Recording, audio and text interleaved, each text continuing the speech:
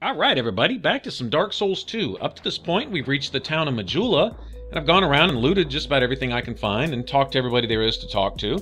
Leveled up a little bit, activated the bonfire, all that. This acts as our base of operations, basically, for the rest of the game. Kind of an oasis, away from the stress. Alright, but how about we go and hurt something?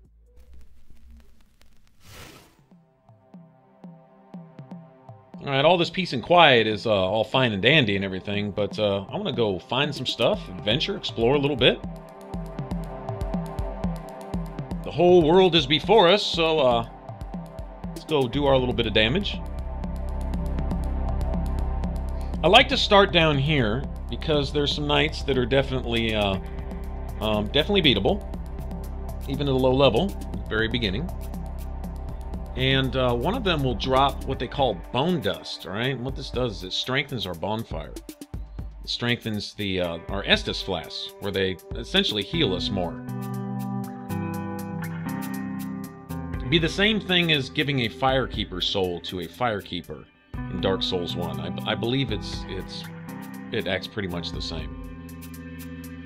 And here we get a free shield. That's why I don't buy anything from that merchant back in Majula, because you can pretty much find everything you need. No real need to buy anything. At least not right now. Later on there may be some boss armors that I really like. Smelter demon armor and things of that nature. Cool stuff, but for right now, I'm good with what I can find in chests and so on and so forth.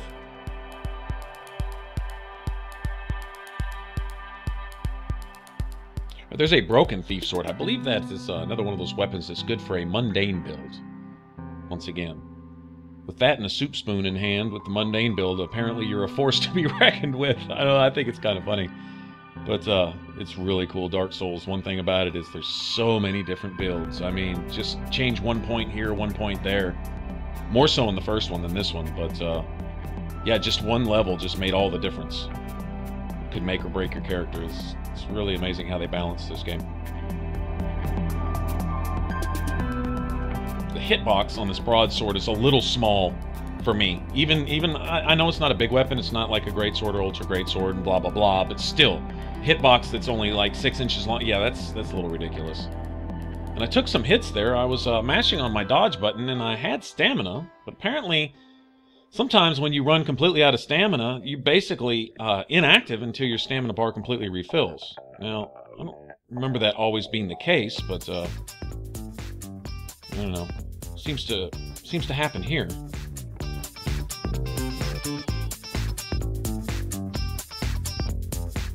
You see right there, I moved around and I got away with it, but the bottom line is I was dodging. I don't know, my button's just not working right now. Some little glitch or something. And that's fine, I got away with it. This guy with the hammer has given me the blues before. Alright, so there's that sublime bone dust I was talking about. Now that will strengthen your Estus flasks, and then if you find Estus flask shards, that will increase the number of Estus flasks that you carry.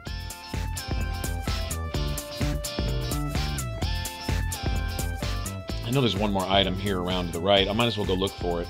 Now, that little square there on the ground behind this knight, there's a lever that's gonna pop up, and if you see that tower straight across from us right there, it will raise platforms that increase that inner circle, which is where eventually a boss battle takes place. But, I've seen it done where you essentially don't even have to fight that guy. You can get him to just jump off the edge for you. And if I can get an enemy to act stupid like that and save me some time, I may actually try that this time. Of course, watch, I won't get him to jump, and then I'll be stuck on this little friggin' dinner plate trying to fight a boss. Oh, that's going to be fun in and of itself. I can't be afraid to die in this game. This, I know I'm going to die over and over and over anyway. So you guys ought to get a few laughs out of this, if nothing else. But I think you'll see my skills improve a little bit. I never really sucked at this game. I wasn't really good. I'm nowhere near the P. Petersons of this world, who's a guy I just respect with ridiculous degree.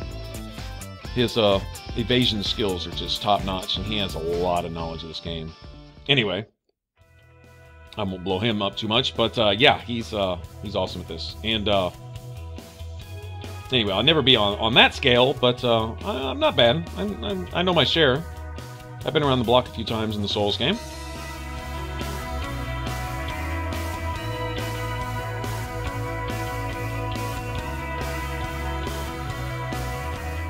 It got so bad, I complete games Dark Souls on Xbox when I used to play Xbox, and went and started a whole new account just so I could complete game it again. It's just for that. And thus I got my gamer tag, and my gamer tag is what it is to this day, even on PlayStation Network. And I have complete game Dark Souls, the first one on this also. I'm missing one trophy for Demon Souls. It's the stupid Blade Stone, the pure Blade Stone. I farmed for that forever, and it just wouldn't drop for me, and finally admitted defeat, swore I'd go back to it, and I haven't. I wish I could find somebody who had a pure Blade Stone. In fact, if one of you guys wants to help me out with that, if one of you guys has a pure Blade Stone weapon, or just a pure Blade Stone that you could drop off, I'll go make my own weapon. I'll make a new character and meet you at any level, just to get that one trophy, because I earned it, it just didn't give it to me. I hate it when you work and don't get paid.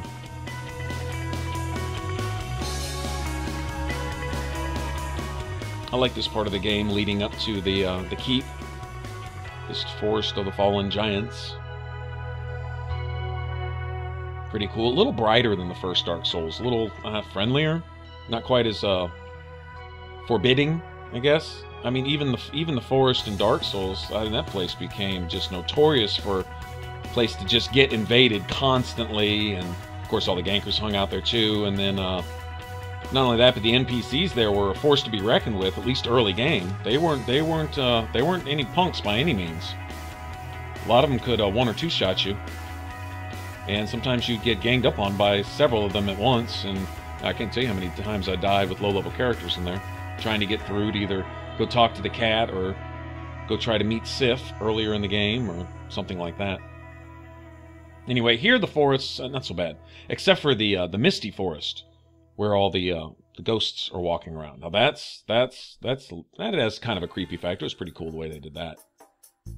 We will get there eventually. I'm in no hurry. This is by no means a speed run. Many players would be done with the entire game by now, and I'm not even to the keep yet. But that's fine. The whole point of this is just to share what I've seen and experienced in the game and just have some fun. Gameplay with Ninja. Get a laugh at Ninja doing stupid stuff. Yeah. This guy playing dead here, if you want to leave a note that will get a positive response from other players often, I've gotten good results from leaving a little note right here warning new guys. Of course, this was really early in the game when, you know, everybody was just starting out. And what I do is I drop it right here and basically just said, be wary of play dead. All right, there's another place up ahead where I'll do the same thing. There's another little zombie. Actually, there's several zombies up in the keep that do this, but these are two little ambush points where if you walk past this guy just to go get that loot I picked up, he will pop up behind you and hit you in the back. And he probably won't one-shot you, but he'll do quite a bit of damage and surprise the crap out of you.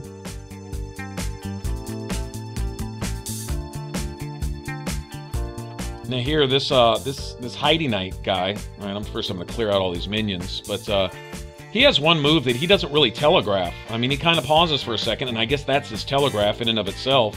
And then he does a lunge, and it covers a fair amount of ground, and it does a fair amount of damage. All right, so he can be annoying sometimes, just a little bit. Heide Knights, I guess they're the Dark Souls 2 version of the Black and the Silver Knights. Not near as dangerous, I think, as the Black and the Silver Knights were, especially early game. But this one can do work if you give them the opportunity.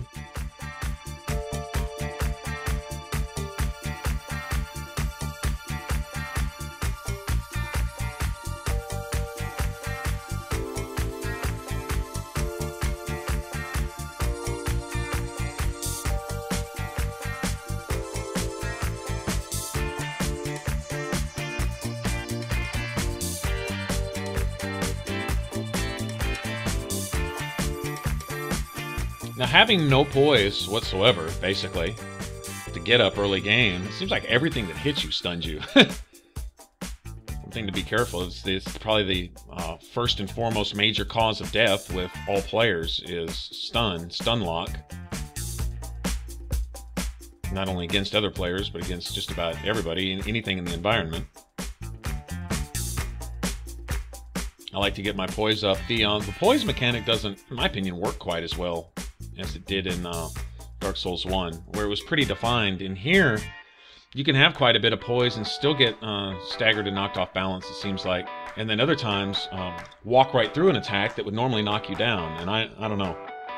I guess it's just my lack of complete familiarity with how the voice system works in this one, as opposed to the first one.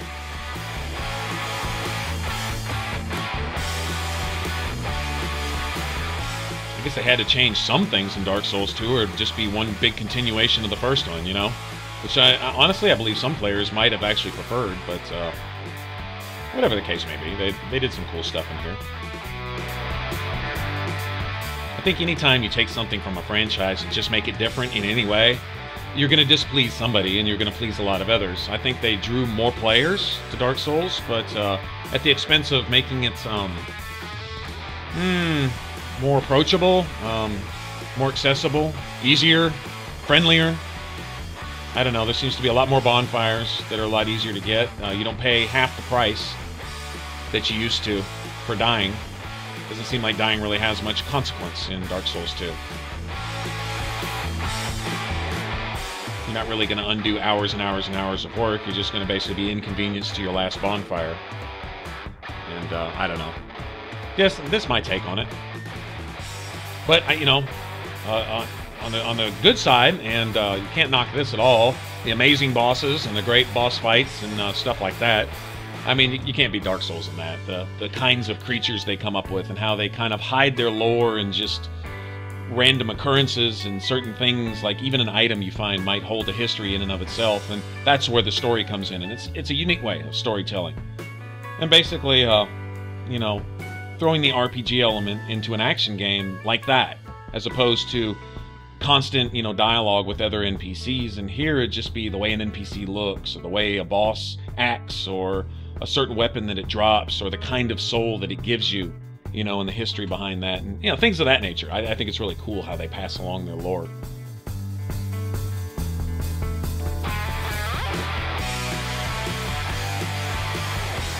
And this tunnel here is basically our final approach, leaving the forest area and going back into, I guess, oh, what would you call this? The keep? I don't remember what this area is officially referred to.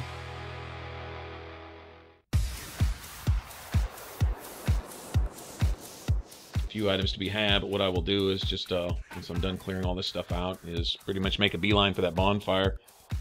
First merchant we find of consequence is right up here. She will be a key part of the game. Be returning to her often. She will sell all kinds of good stuff. Here, the first items I'm looking for are a key for the blacksmith back in Majula, so I can start using him. That's definitely a must-have. And then you also get something called a Pharos Lock Stone, and what that's going to do, it's going to unlock these. Oh, they kind of look like little face locks, face puzzles, and you put these keystones in them, and they will reveal a hidden door. And behind there will be random loot or random things which have some kind of relevance to gameplay.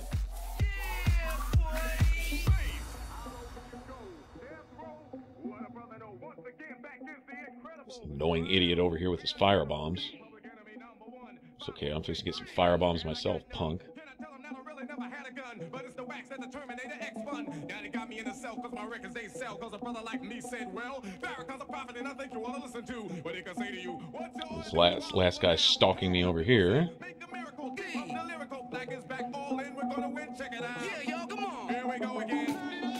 Alright, lots of secrets. I don't claim to know all of them, but I do remember quite a few. Lots of hidden doors and their locations where there's not necessarily a clue that they're there. You just kind of have to know about it, or be in a game with somebody and see them open it and go say, hell, wow, I didn't know about that, you know, and you find all kinds of things. Everything from weapons to medicinal stuff. All kinds of good stuff. All right, so here's another good place to drop that note, you know, beware of playing dead, because that guy, once again, while you're trying to grab your loot, will often wake up and hit you with a pretty stout two-handed weapon, if I remember right. So you leave this warning here, and somebody, even if they know about it, a lot of times they'll read that and they'll say, hey, that's a good note.